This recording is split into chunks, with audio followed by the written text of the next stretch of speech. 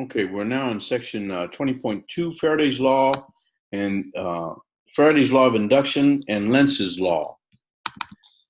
Let's go on to the next slide. Let's imagine another simple experiment shown in the figures here.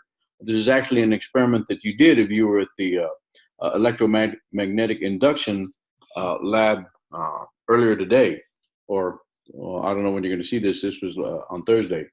A wire loop is connected to an ammeter. If a magnet is moved toward the loop, the ammeter reads a current in one direction, as shown in the figure on the left.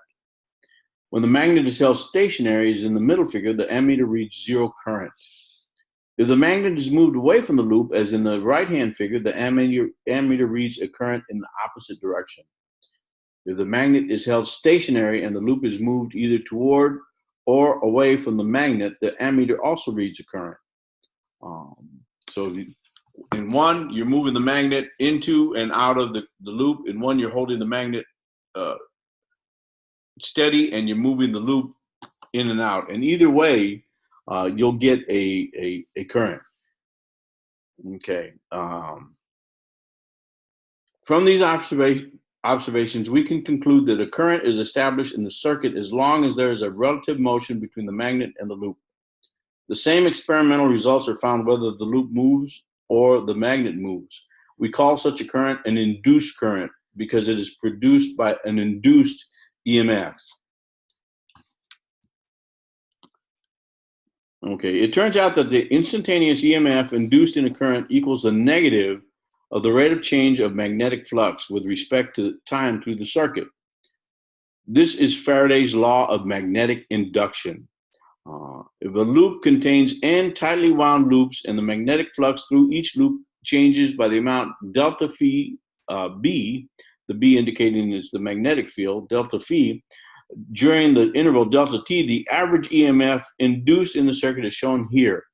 The EMF equals minus n delta phi over delta t. So it's a changing magnetic field, a changing magnetic flux. Because theta b equals BA cosine theta, a change of any of the factors of B, A, or theta with time produces an EMF. So in other words, you can either change it, if you change the magnetic field B, you'll get a change in magnetic flux. If you change the area, you'll get a magnetic flux. And if you change cosine theta, if you change the angle, you'll get a magnetic flux. This is explained in the lab experiment, electromagnetic inductance. The minus sign in our equation is included to indicate the polarity of the induced EMF. This polarity determines the direction of the current in the loop and is given by Lenz's law. The current caused by the induced EMF travels in the direction that creates a magnetic field with flux opposing the change in the original flux through the circuit. That's why there's a minus sign. Let's read that again. The current caused by the induced EMF travels in the direction that creates a magnetic field with flux opposing the change in the original flux through the circuit.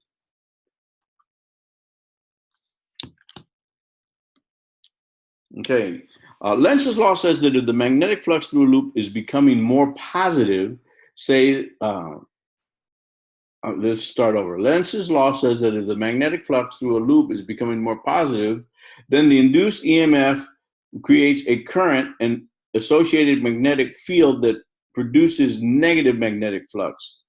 You might think this countermagnetic field created by the induced current called B induced will always point in a direction opposite the applied magnetic field. But that is only true half the time. The top figure shows a field penetrating a loop. The graph in the bottom figure shows that the magnitude of the magnetic field shrinks with time, which means that the flux of B is shrinking with time, so the induced field will actually be in the same direction as B. In effect, B induced shores up the field B, slowing the loss of flux through the loop. The direction of the current can be determined by the right-hand rule number 2. Point your right thumb in the direction that will cause the fingers on your right hand to curl in the direction of the induced field. In this case, that direction is counterclockwise, with the right thumb pointed in the direction of the current. Your fingers curl down outside the loop and around and up through the inside of the loop. Remember, inside the loop is where it's important for the induced magnetic field to be pointing up.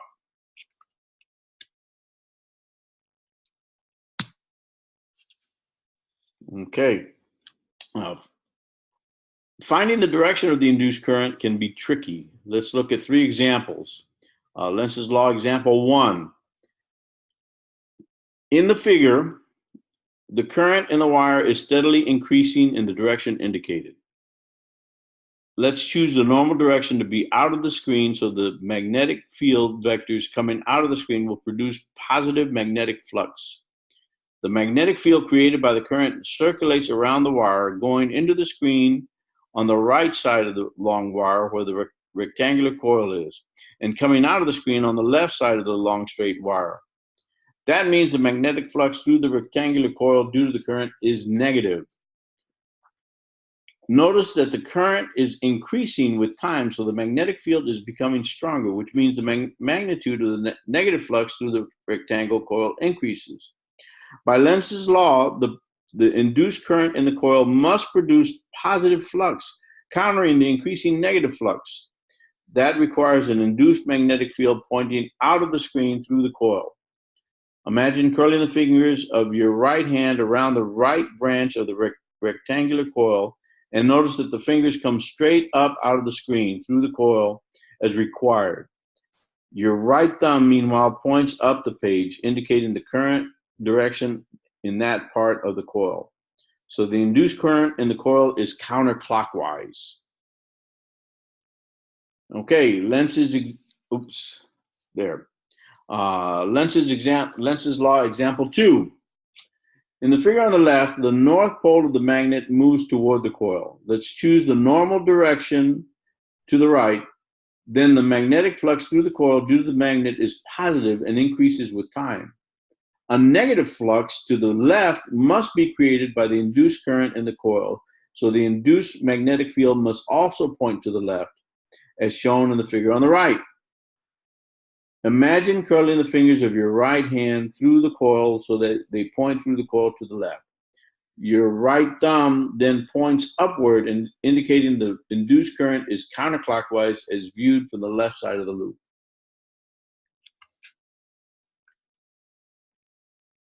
Lenz's law, example number 3.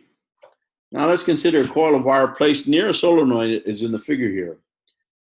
The wire is wrapped in such a way as to create a south magnetic pole at the right end when the switch is closed in the middle figure.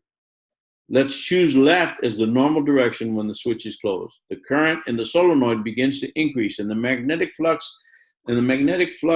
I'm sorry, I lost my place.